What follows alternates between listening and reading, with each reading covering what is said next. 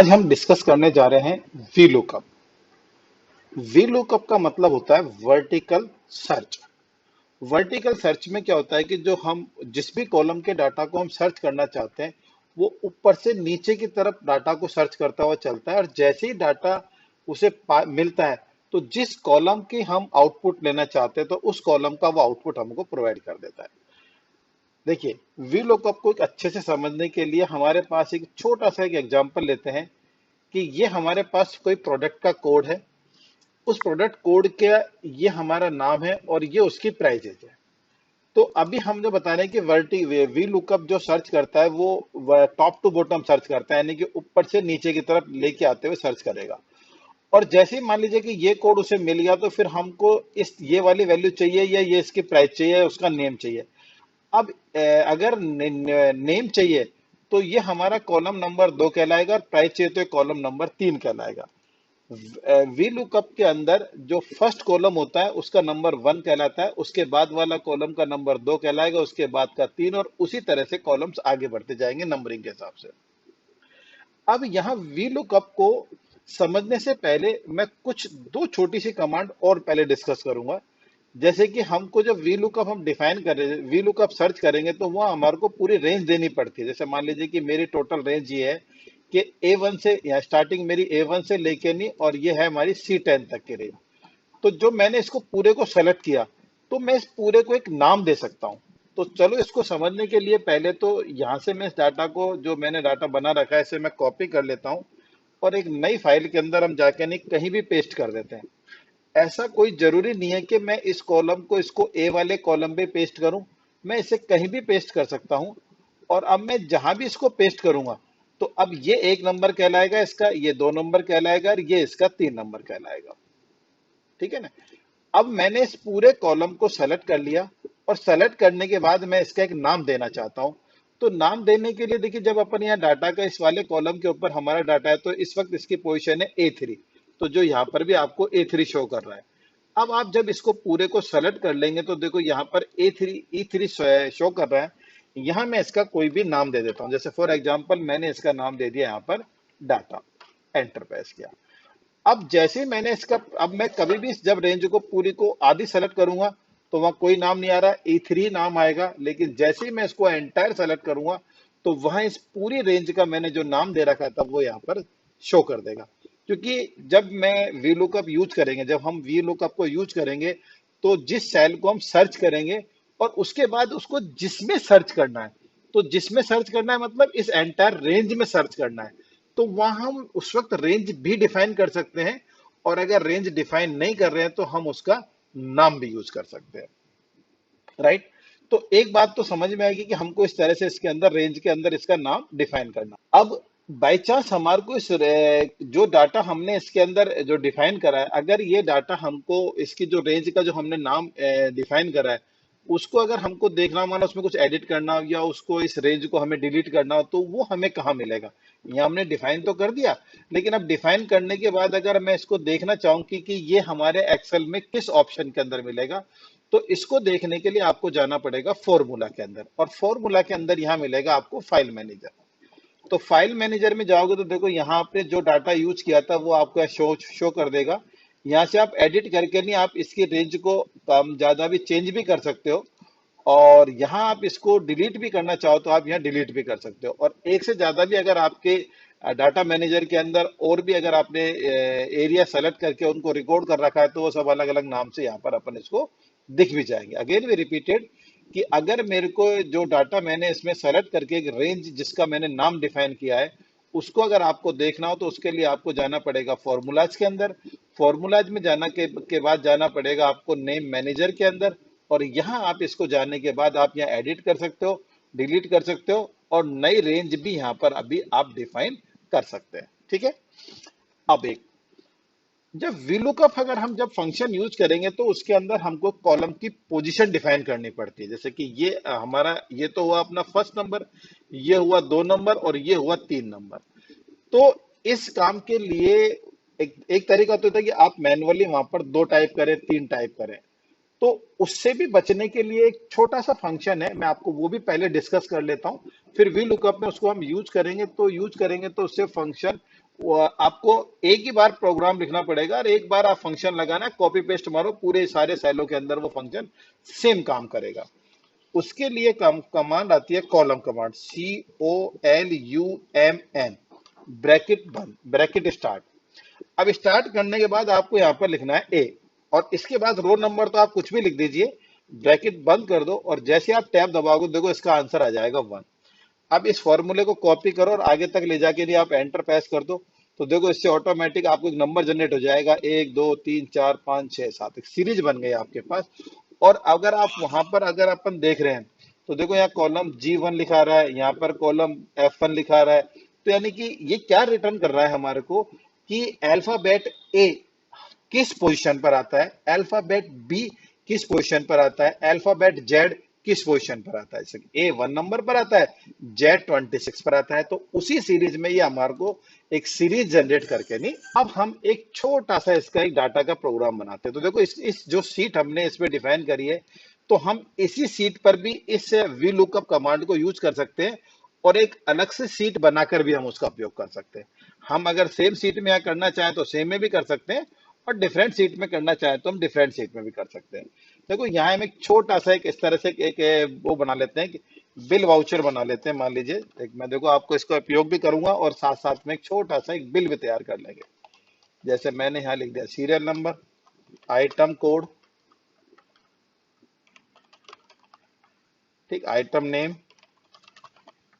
Quantity, quantity हम define करेंगे जब परचेज करेंगे उसकी, है ना, रेट अपने आप आ जाएगा, अमाउंट, ठीक। तो यहाँ ये छोटे छोटे से हमको 2-3 आइटम्स हमने इसके अंदर ये डिफाइन कर दिया। देखो इस छोटा सा एक हल्का सा अपन एक मतलब काम भी करते जा रहे हैं, साथ के साथ में हम एक छोटा सा बिल भी बना लेते हैं इसका। देखो इससे वी लुकअप को यूज करके एक बिल तैयार करेंगे इसके अंदर, ठीक। यहाँ हमने इसके अंदर ऑल बॉर्डर डिफाइन कर दिया। अब यहाँ हमने जो डाटा से सीरियल नंबर 1 डिफाइन किया, अब हमारे को आइटम के कोड डालने हैं, ठीक। तो आइटम के कोड बार बार हम वहां से उठा के नहीं अब खुद टाइप करें, उससे अच्छा ये है कि आप इसके अंदर अपने उसमें डाटा में जाइए, डाटा से अपन जाएंगे आपके डाटा वैलिडेशन के ऊपर, डाटा वैलिडेशन पे जाओ और यहाँ से अपन ने डिफाइन करा लिस्ट, और इसमें आप आके नहीं यहाँ से इस पॉइंट में क्लिक करा, सीट 1 पे आए और ये पूरी लिस्ट हमने यहाँ डिफाइन कर दी।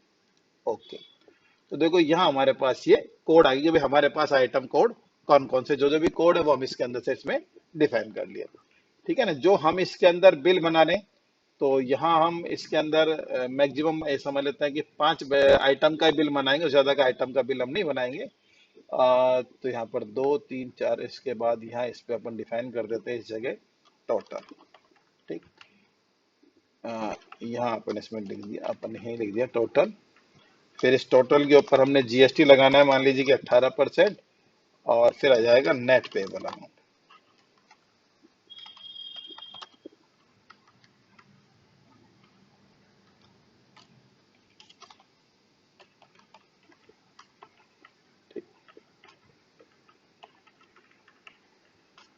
यहाँ हमने इसको सेल और मर्ज को मर्ज एंड एक्रॉस कर देते हैं, तो ये सेल इंडिपेंडेंटली ये सारे सेल यहाँ ये जुड़ जाएंगे, ठीक। अब आप देखो यहाँ से मैंने इसे कॉपी करा, 2 3 4 5, बस 5 तक में हमको डाटा रखना है, बाकी के अंदर इसमें डिफाइन नहीं करना। मतलब इसके अंदर ही हमारे पास कोड रहेंगे तो रह जाएंगे, जो भी है वो आ जाएंगे, नहीं आएंगे तो कोई इश्यू नहीं। नाउ अब देखिए यहाँ आप डिफाइन करेंगे बराबर VLOO, टैब प्रेस किया, ब्रैकेट तो लगी गया। अब ये पूछ रहा है लुकअप वैल्यू, तो लुकअप वैल्यू क्या है हमारी, दिस वन, कि हमको ये सर्च करना है, कॉमा। अब पूछ रहा है टेबल एरे, तो टेबल एरे के अंदर वही है कि अगर मैं या तो मैं सीट 1 में जाकर उस रेंज को दोबारा सेलेक्ट करूं, या जो मैंने नाम दिया है, मैंने क्या नाम दिया था उस रेंज का, डाटा, तो मैंने डाटा ही डिफाइन कर दिया। इसके बाद अब हमसे पूछ रहा है कॉलम इंडेक्स नंबर। तो कॉलम इंडेक्स नंबर क्या है कि हमारा फर्स्ट तो नाम है आइटम कोड, सेकंड में प्रोडक्ट का नेम है, और थर्ड में प्रोडक्ट की रेट है हमारे पास। तो अब मुझे यहां डिफाइन करना है कॉलम नंबर 2 चाहिए मेरे को, यानी मेरे को आंसर चाहिए 2। तो मैं कमांड लगाऊंगा COLUMN ब्रैकेट स्टार्ट और B1 लिख दिया मैंने यहाँ पर, तो B1 से आंसर क्या आएगा 2, और मुझे एक आइटम, जो आइटम का नेम है वो मेरा, इसमें अगर मैं देखूं उसमें सीट में मेरा किस नंबर पे था, 2 नंबर पे था, कॉमा, और इसके बाद आप जी डिफाइन कर दीजिए यहाँ पर 0, और ब्रैकेट बंद करके नहीं एंटर कर दो। देखो यहाँ पर अगर आप वापस सीट 1 पे जाएं तो देखो ये नंबर 1 है, ये नंबर 2 है, और ये नंबर 3 है। यानी कि अगर मैं ये वाला कोड यूज करता हूँ A-101, तो उसका आइटम है कीबोर्ड और रेट है उसकी 1325। अब अपन सीट 2 पे आके चेक करें तो यहाँ पर अपन डिफाइन कर देते हैं, वापस इसमें से ले लेते हैं 101 नंबर। तो देखो यहाँ पर नाम क्या आ गया, हमारा कीबोर्ड आ गया। अब कीबोर्ड हमने 2 क्वांटिटी में लिए, अब इसकी रेट चाहिए, तो रेट के लिए मेरे को यही फॉर्मूला चाहिए मेरे को। तो इस फॉर्मूले को लेने के लिए देखो मैंने इस फॉर्मूले को कॉपी किया, और कॉपी करके नहीं मैं रेट पे जाके नहीं एंटर कर देता हूं, तो ये फॉर्मूला नॉट एप्लीकेबल हो गया, यानी कि काम नहीं कर रहा। उसका रीजन क्या हुआ कि यहाँ ये पूछ रहा है वी लुकअप में लुकअप वैल्यू, तो लुकअप वैल्यू के अंदर अब यहाँ पर क्या सर्च कर रहा है, ये D3 यानी कि 2 को सर्च कर रहा है।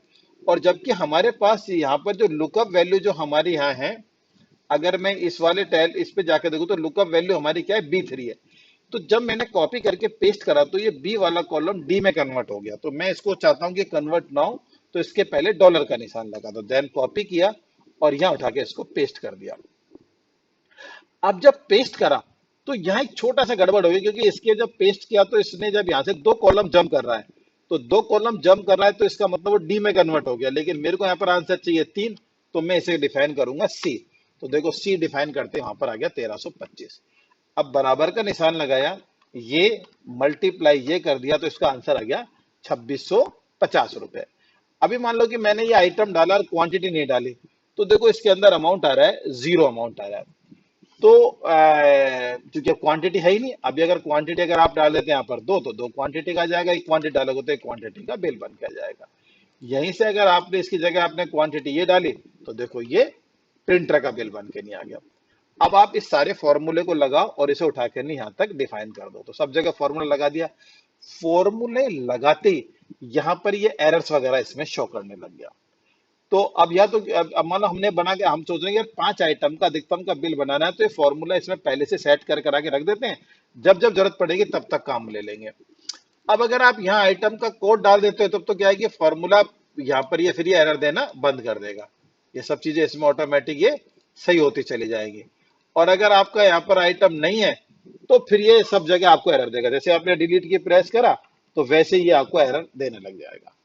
तो कोई ऐसा तरीका नहीं कि अगर यहाँ पर जब आइटम कोड के अंदर वैल्यू नन है, नन का मतलब नल है यानी कि कुछ भी नहीं है, तो ये फंक्शन काम ना करे, और अगर वैल्यू है तो ये फंक्शन काम करे।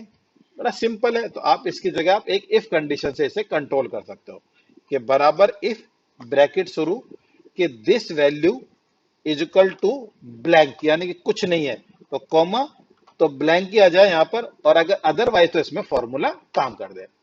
तो देखो जैसे ही मैंने यहाँ पर इस फॉर्मूले को लगाया तो देखो अब यहाँ पर क्या वैल्यू थी, खाली थी, तो यहाँ पर कुछ भी नहीं आया। अब इस फॉर्मूले को मैंने कॉपी करा, उठा के पेस्ट कर दिया, तो देखो यहाँ पर कुछ रिजल्ट नहीं आ रहा। अब जैसे ही मैं मान लो यहाँ पर कुछ भी डिफाइन करता हूँ, तो देखो ऑटोमेटिक उसके अंदर प्रिंटर का नाम आ गया, या मैं कुछ भी यहाँ पर डालता हूँ, जिस भी कोड को डालूंगा तो उसी कोड का आइटम का नाम आ जाएगा। और अगर मैं डिलीट की प्रेस करूंगा तो अब यहाँ पर ये वाले आइटम नेम हमारा खाली आएगा। ऐसा ही हम रेट के साथ भी कर सकते हैं कि रेट वाली कंडीशन भी अगर यहाँ पर इसमें कोड खाली है तो यहाँ पर ये फॉर्मूला काम करे, अदरवाइज तो ना काम करे। तो हम रेट वाले को क्वांटिटी से भी ऐड कर सकते हैं, या फिर उसको कोड से भी ऐड कर सकते हैं। मान लो यहाँ पर अगर अपन ने नहीं डाला है कि भाई इसके अंदर क्वांटिटी ऐड करेंगे तो ही आए, या फिर इसमें आइटम कोड डालेंगे तो ही आए, तो यहाँ भी कोई डिफाइन कर दो, सेम फॉर्मूला लगा दो।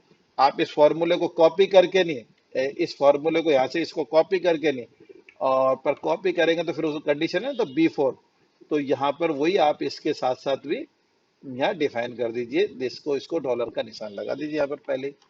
तो आपने इसे कॉपी करा और उठा के नहीं यहाँ पर पेस्ट कर दिया। अब बस इसमें खाली यहाँ पर चेंज क्या करना है, सी बदल दीजिए इसके अंदर ही। ठीक, अब जैसे आपने इसके अंदर ये डाला यहाँ पर, तो देखो ऑटोमेटिक वहां पर रेट उसमें 2500 रुपए लिखे आ गए। अब आपने क्वांटिटी डाला तो देखो वहां 5000 रुपए आ जाएगी, और अगर यहाँ पर रेट नहीं है तो वहां पर वो 0 लिखा आ जाएगा। अब अमाउंट को भी अब अमाउंट को आप क्वांटिटी के साथ कंट्रोल करा दीजिए कि अगर आप क्वांटिटी नहीं डालेंगे तो उस केस में क्या आ रहा है कि वहां पर जीरो आ रहा है, ठीक है ना। कि अगर यहाँ पर मान लो कि अगर ये यहाँ पर ये अमाउंट नहीं है तो हम चाहते हैं कि अमाउंट में रेट है, क्वांटिटी डालो तो ये अमाउंट वाला कॉलम शो करे, ना डालो तो फिर वहां पर भी शो ना करे। तो वही कर सकते हो आप, यहाँ पर भी कंडीशन लगा सकते हो। अब देखिए इस फॉर्मूले को मैंने कॉपी किया और नीचे ले जाके हमने इसको पेस्ट कर दिया। तो अब यहाँ कोई डाटा नहीं है, जैसे मैंने अगर डाटा यहाँ डाल भी दिया तो आंसर यहाँ पर ये फॉर्मूला एरर के रूप में देगा। तो हमें कुछ ऐसा तरीका होगा कि यहाँ पर जैसे कि अब अगर अपन ने यहाँ क्वांटिटी नहीं डाला या आइटम का नेम नहीं डाला तो देखो यहाँ तो ये नहीं आ रहा, तो इसमें एरर भी नहीं आ रही क्योंकि फॉर्मूला लगा हुआ है इसके अंतर्गत। और जैसे ही मैंने यहाँ पर इसके अंदर डाला तो इसके अंदर रिजल्ट आ जाएगा। अब यहाँ पर भी अब जैसे इसमें एक में वैल्यू आ गई, एक में नहीं आई तो आंसर जीरो आ रहा है, और मैंने यहाँ क्वांटिटी डाला दी तो देखो आंसर इसके अंदर आ गया इसके अंदर।